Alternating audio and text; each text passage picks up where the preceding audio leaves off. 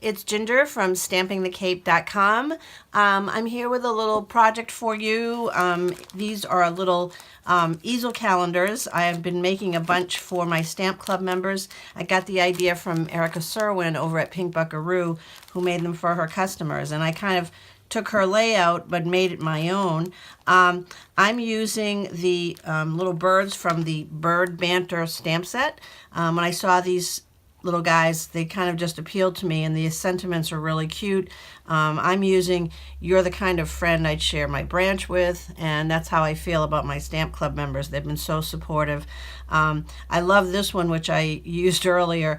A little birdie told me it was your birthday, and then on the inside I put, obviously it wasn't an early bird. So there's some cute little sayings.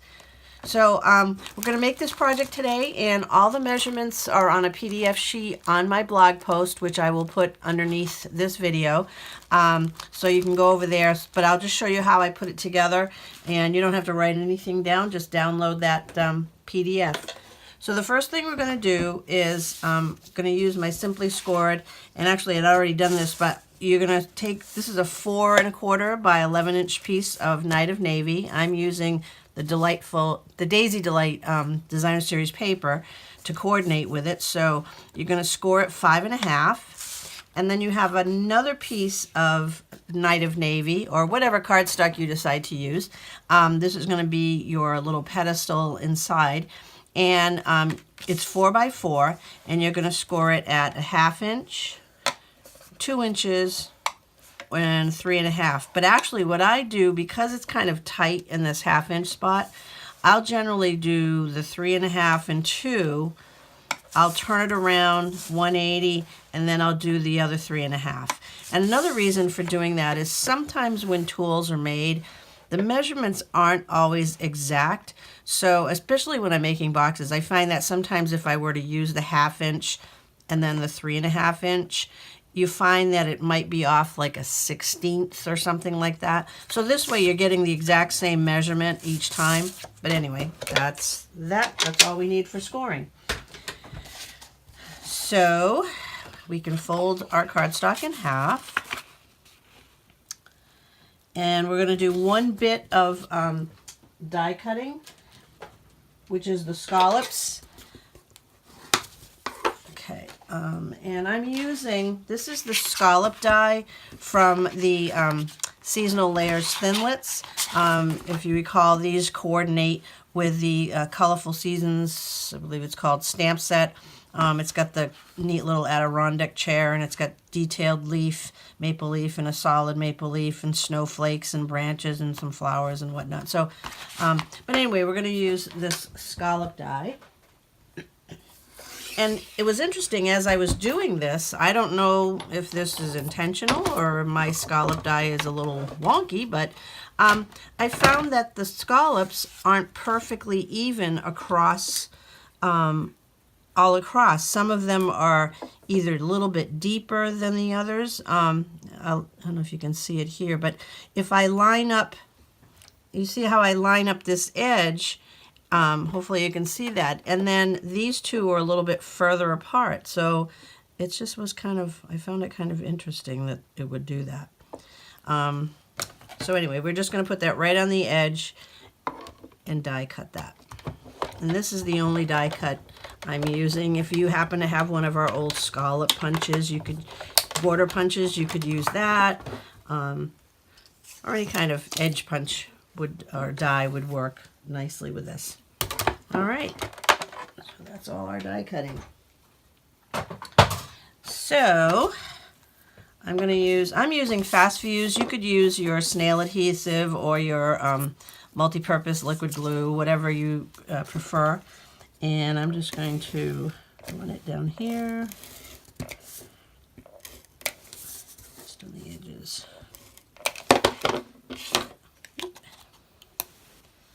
And I'm going to attach that to the edge. And, you know, you can just leave a scant little space or whatever. It's whatever you prefer. And actually, you know what? I'm going to cut off that little nib just so it's rounded. Since I didn't get it perfectly. And if you sometimes I find when I've folded a piece of cardstock, even though it's technically supposed to be 5.5 inches from here to here, that score line takes up about a 1/16 or so of an inch, just a scant. So sometimes when I'm cutting like a layering piece that I expect will be the same size, it comes out a little bit longer. So if that happens, and let's see, in this case, it does. There's a little bit, I don't know if you can see that, a little bit of the Calypso Coral, which is what this color is. I'm just going to take my snips and just trim it right to the edge. That way, but you can see how it takes that score line up at the top, the fold, just takes that little smidge away. So then this is a piece of the Daisy Delight Designer Series paper, and we're going to attach that. There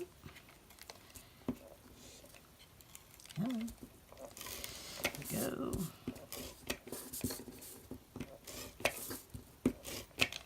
With fast fuse, you really don't need a lot. It holds really, really well. So we're going to put that right there. Okay, and then this is a 2" by 5.5" piece, and then we're going to take a 3" by 3" piece. This is another piece from Daisy Delight, and we're going to put this right there. See how straight I can line that up. That's pretty good for a first shot. And then I'm using these little calendars. They're from a company called Tailored Expression. They come in packs of 10, and they're $3 for a pack of 10, but of course you have to pay shipping, so they get a little more expensive, but they're really kind of nice. They make them every year, and so I'll have the link to them on that PDF as well. So I'm just going to put, and when you attach this, I would use either fast fuse or tear and tape, or at least the multi-purpose liquid glue, one of our stronger adhesives, because as people are tearing off the pages, you don't want the whole calendar to come off. Did I just say calendar? Oh my gosh. That sounded awful. All right, so there we go. So I've already prepared some, this is how I stamped my little next piece with the sentiment and whatnot, but I'll show you how I did that. So I'm taking my Memento ink. I'm using Memento because I used it on the birds when I colored them in, because I'm using the Stamped and Blends. So you use Memento ink for that, so I just kept with it. So I'm just going to ink up the sentiment, put it right down on the bottom edge. There we go. And let me just close this up. And then I'm using Old Olive for the branches. And I'm actually going to put a piece of protective paper underneath so I don't get it on my countertop, because I'm going to stamp, this stamp is a little bit longer, the branch stamp in Old Olive. And I'm just going to hang it off the edge here, but right on top. And then there's this other little small branch that I'm going to add right here. Okay. All right.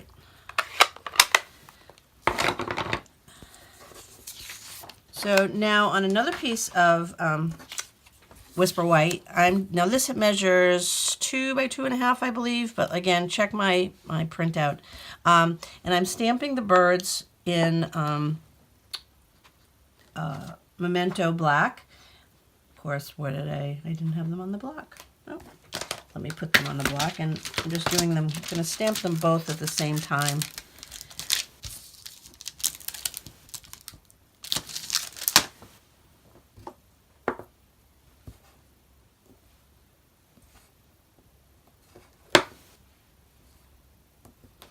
Okay. And stamp them both at the same time, because I'll be coloring these in with my Stampin' Blends. And I'm going to bring up my large craft sheet to protect my tabletop, because the one thing with Stampin' Blends is they do bleed through. and bleed through the cardstock. So you don't want that transferring to a tabletop. That could become permanent. So I always put a protective sheet of some kind underneath. So let's see. I used the light and dark Daffodil Delight. I used the light and dark Calypso Coral. I used the light and dark Pool Party. And I just used the light Night of Navy, the light and dark Old Olive, and this is the light Crumb Cake. So what I'm going to do is on one bird, and I'm going to use, if you look at your marker, this indicates the brush end of the marker. And then this is similar to our Stampin' Right markers, the same thing. And when you see the skinny line or the thin line, you've got the regular type hard end marker. So let's see, this bird, I did his head in yellow. And when I color, I just do the first time real quickly because I don't want, when you use alcohol markers, if you color and then you go back again, it starts to get darker. And then if you go back again, it starts to get dark. So you're already changing that first layer of color. So I generally will go really quickly, and then I can always go back in and add, a deeper shade, or I can use my darker color. But some people are using it like crayons, which is fine if that's what they prefer. That's not what I do. So I'm using the Pool Party on his chest real quickly, just to color that in quickly. And then we're using, these are all the lights I'm going in with, and the light Old Olive. Okay, oops, I forgot to do his tail in the Pool Party. Okay, so now I'm going to go back in with the dark. So I'm just going to take, this is the dark Daffodil Delight, and where his little lines are on his head, I'm just kind of enhancing those and just around the edge. And just leaving a lighter spot right around his eyeball so you can still see that really well. And then I'm going to go in with the dark Pool Party. And again, I'm going to just outline the shape of his body. And then I usually leave like a little highlighted area in the center, just sort of like if light was hitting it. So I don't know if you can see that, just that little teeny spot where I had colored it earlier. Oops, I forgot to do his tail again. That poor little tail keeps getting forgotten. Okay, and then for his beak, I'm just going to go in with the light Crumb Cake and just kind of color that in just so it's not perfectly white. They're parakeets and whatnot, their beaks, my grandmother used to have them, and they're just not stark white, they're just off white.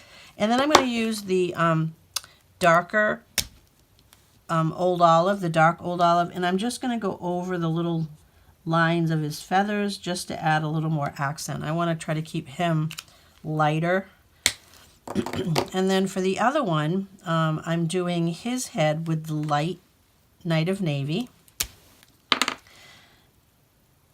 And I didn't use the dark Night of Navy at all for this because I wanted to keep it, it's pretty rich. As you know, dark Night of Navy is very dark. And I just wanted to keep it a bit lighter. And then what I did was I used it again to go over it to create a little bit of darkness, just going over the little spots on his head. And then again, highlighting his eyes. So his eye stays brighter than the rest of his head, but we're still using the light Night of Navy. So you just get that variation even on that color. Then I'm using the light Calypso Coral on his breast, or her breast, or his breast. There, that's what they call it. So real quick, we're going to go in with that. And then I'm just going to do a quick outlining with the darker.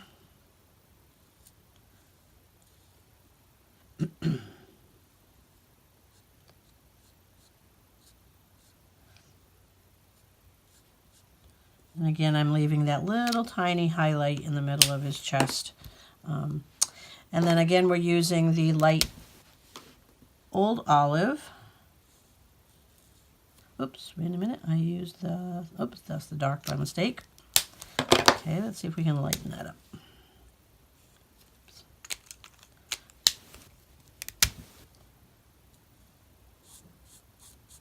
Let me blend that in.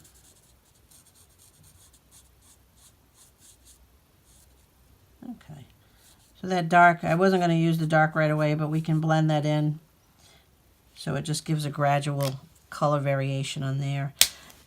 And then if you want, you can go back in and again do his feathers, just a little dab over the black marks there. Oops, I forgot to do his tail again too.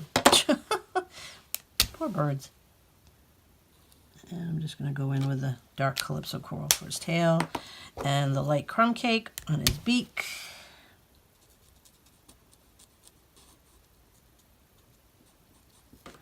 And I go back over this one.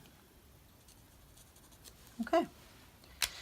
So now you would have to cut these out, so I'm not going to have you sit through that, but you would use your paper snips to cut these out, and I've already done that, so we'll save you some time there.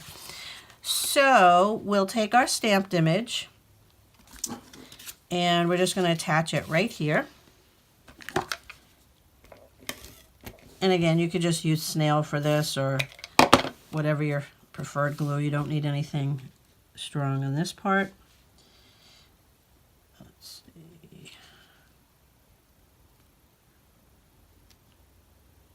There. Okay, and then I'm just going to put, these are some I colored before. I'm going to put Stampin' Dimensionals on the back of the birds.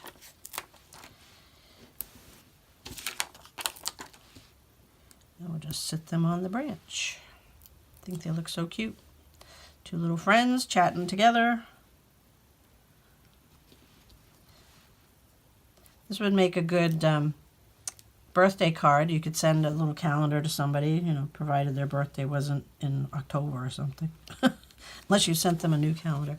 Okay, so that's the front of our calendar.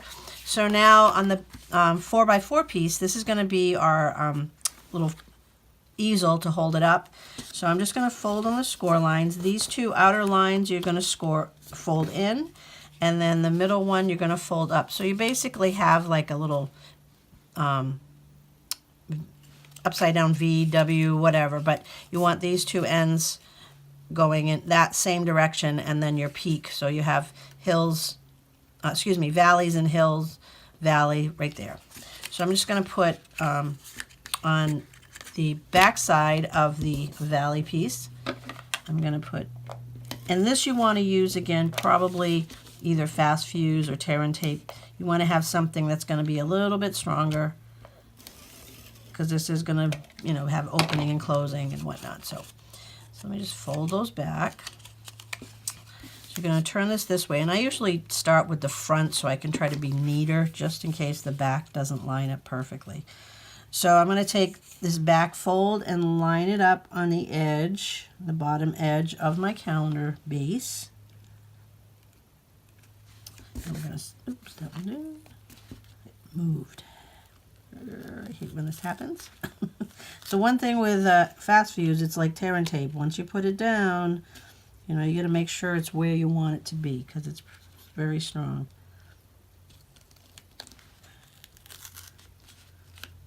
Trying to rush this through. Don't rush this part. So, okay, so now you're going to fold up the other half, bring down your card, and seal it up. And there you go. It just stands up. You've got the little easel in there, and that's it. So on my other projects, I was using the Tranquil Tide, which is the current ribbon. I ended up running out, so I pulled out, I happen to have some of the mint macaron sheer linen ribbon that we had. It's retired now, but as I said, I was using Tranquil Tide, and I made so many I ran out. So I'm just gonna make a little bow and use glue dots to attach that to the front of my, oops, more angle there, the front of my card with glue dots. Glue dots out. I put one in the middle, and I usually put one on either end of the bow. I really want to make sure it stays. So I usually put multiples. And then we're just going to put that right there. So there you go. You've got this cute little calendar. As I said, it fits in a regular envelope. So it would make a nice, you could always put a birthday, another piece of Whisper White, and put a birthday sentiment and write, you know, something on the back. But I think that makes a nice gift. So there you are. As I said, there's a PDF on my blog post. The link will be at the bottom of this video. So I hope you try this. Thanks so much. Bye-bye.